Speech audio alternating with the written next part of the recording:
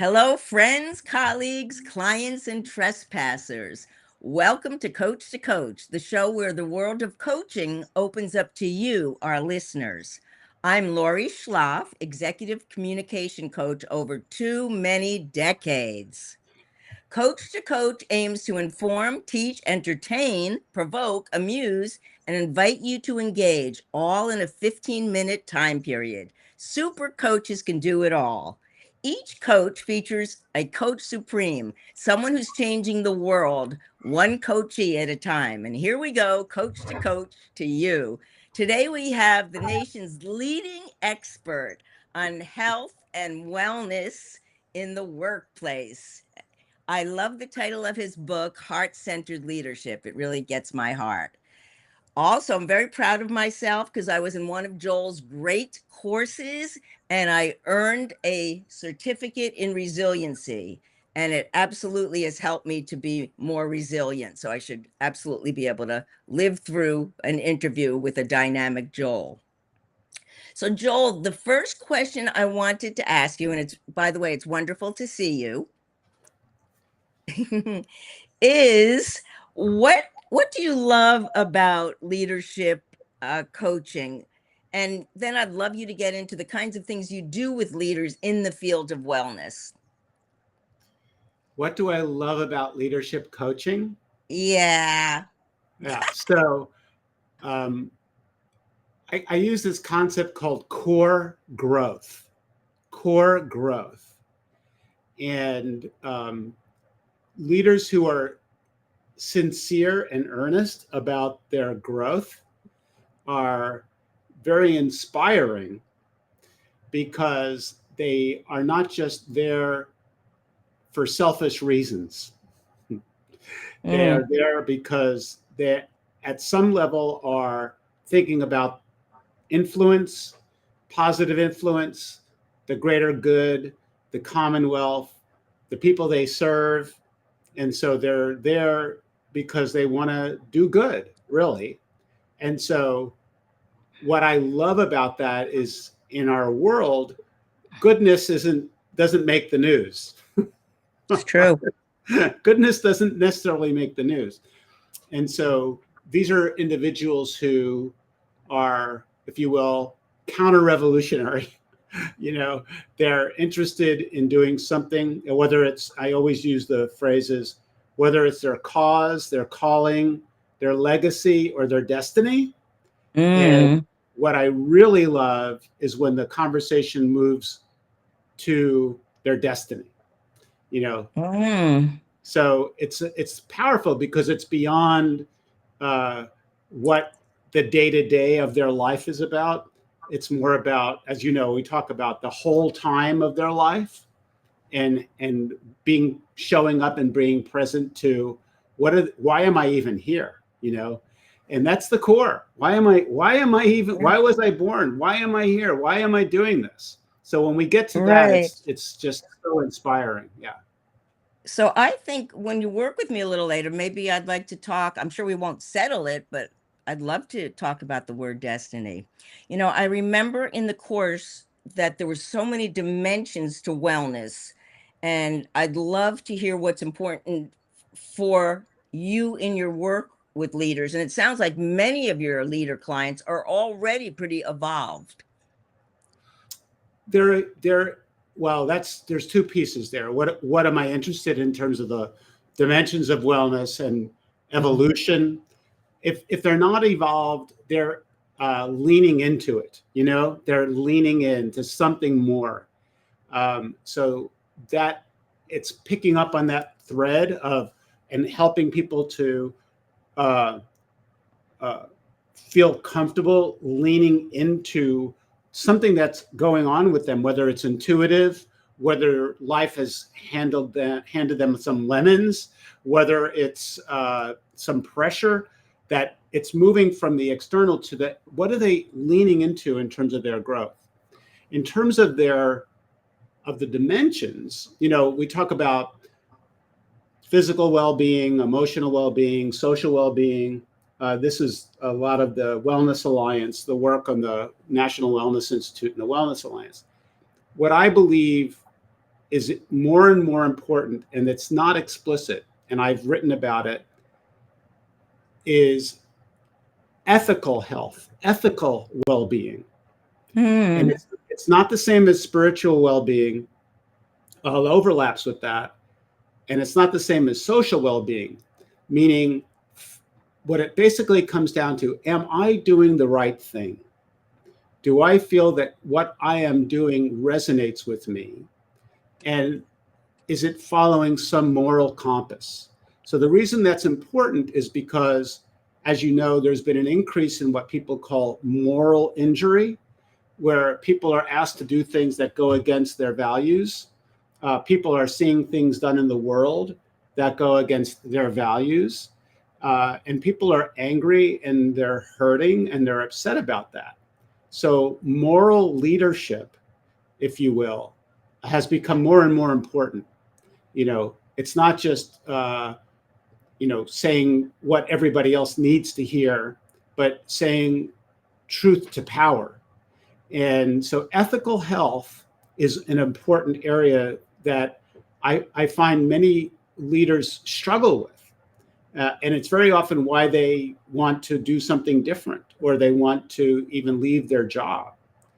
The other area of health that's not explicit is also digital health or technological health. People are now faced with all kinds of techno invasion, uh, factors, but also what we call technophilia, which is an obsession, even an addiction to digital tools. And so the coaching session, uh, which is about, I'm not, hi guys, I'm not a robot. This is not an AI speaking to you, Yeah. right? Um, you cannot really help people with a digital addiction using a digital tool. Yeah. It's kind of That's ironic. Yes, hi AI. I'd like you to help me with my addiction to AI, right? Mhm. So those are the two areas that I want to call out as very important to for a coach to learn how to work with, and uh, to break through, if you will, because people, they can only do so much in their life. They can only grow so much if they don't deal with those two issues. Mhm.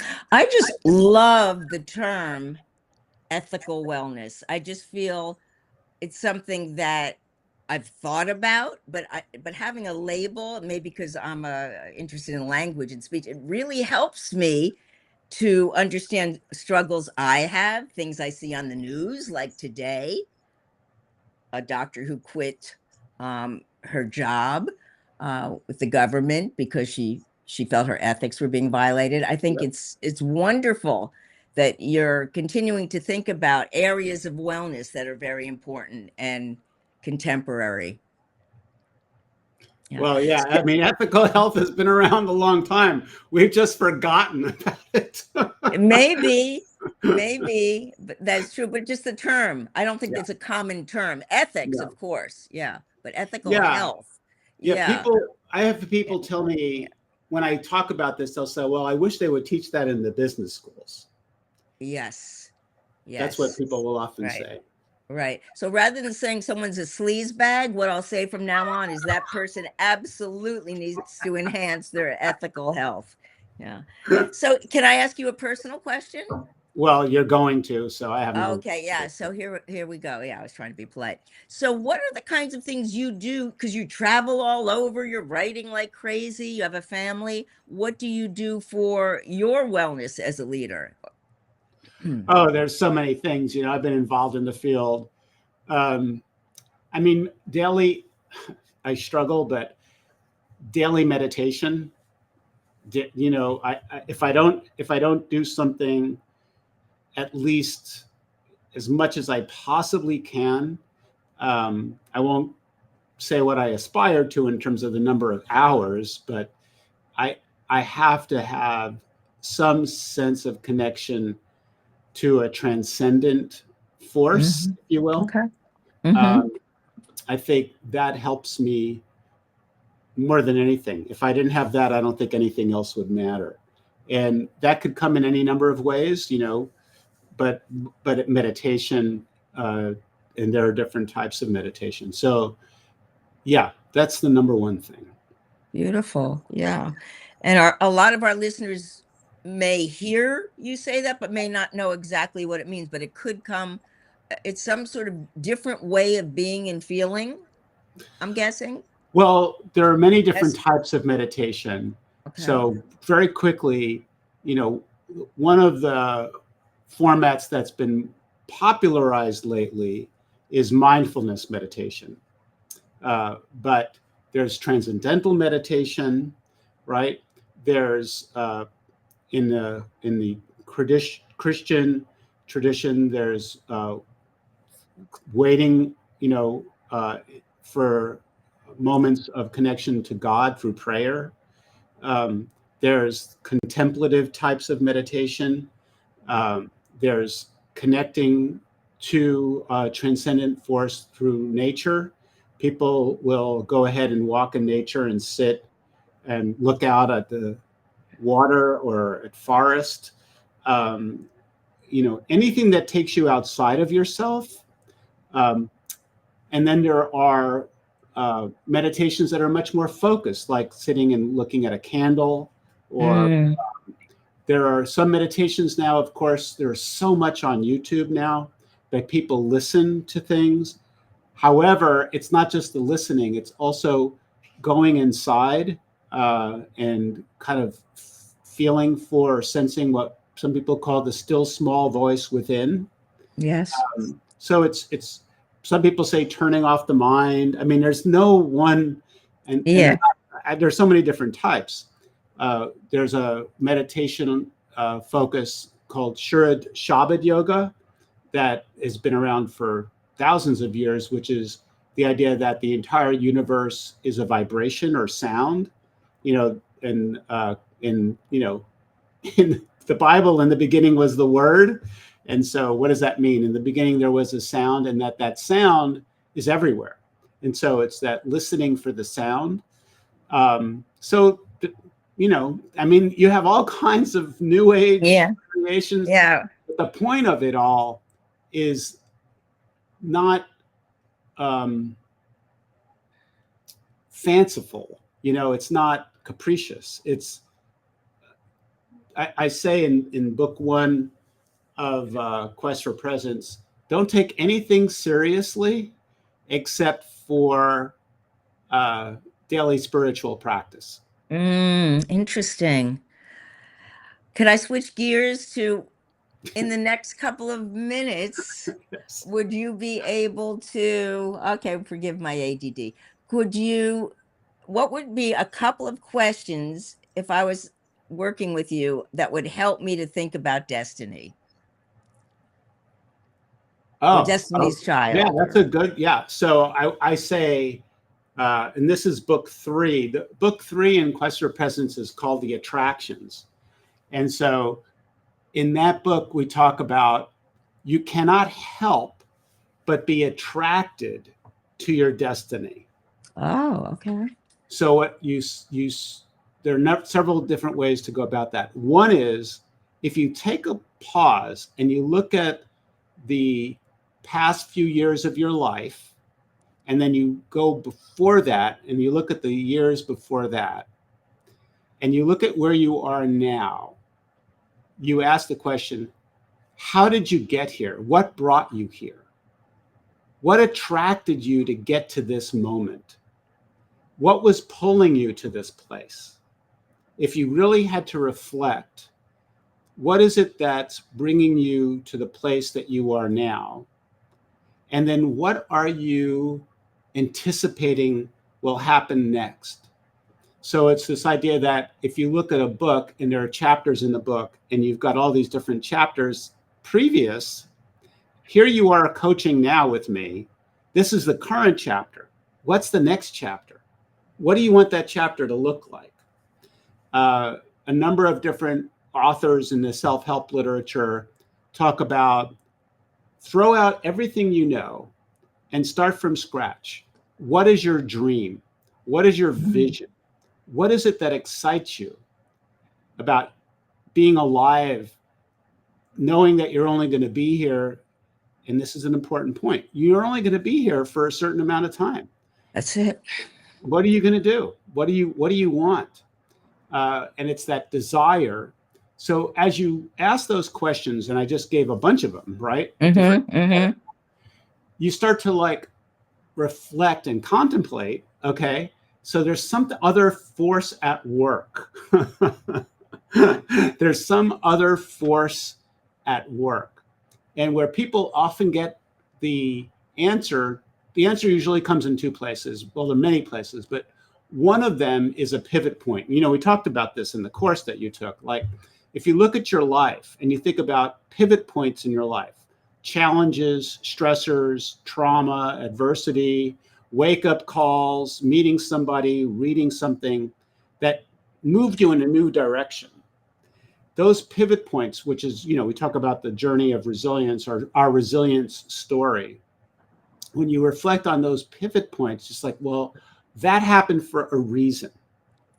So very often, and this is the first area that I'm referring to here, it's like you go through these disastrous periods, whether it's a terrible boss or a terrible marriage or an accident, and you're like, why me? Why me? Why did this happen? Why did I have to spend, I wasted all my time. But then later on, you look back and you go, oh, now I know why that happened, right? So there's a wisdom in this. And that's the second part, which is there's a growing research literature on wisdom. If you Google scholar measures of wisdom, or you look at wisdom, there's this understanding that you start to see the bigger picture of your life. So destiny, and insight into destiny, is one of the most powerful things that a person can stumble upon, you know? And I think we take it for granted that it's supposed to happen by happenstance. But as a coach, I think coaches can do more to help people see the bigger picture. You know, this is sort of existential coaching, or some people even call it ontology, that people are struggling with whatever problem they're trying to get through, whatever stressor they're facing, whatever decision they have to make. But it's always in the context of something else that's going on. So it's the mystery, right?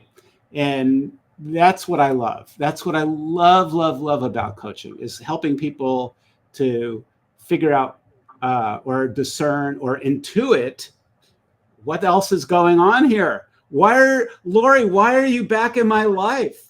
You know? To harass you. Yeah. So it's working. Yeah.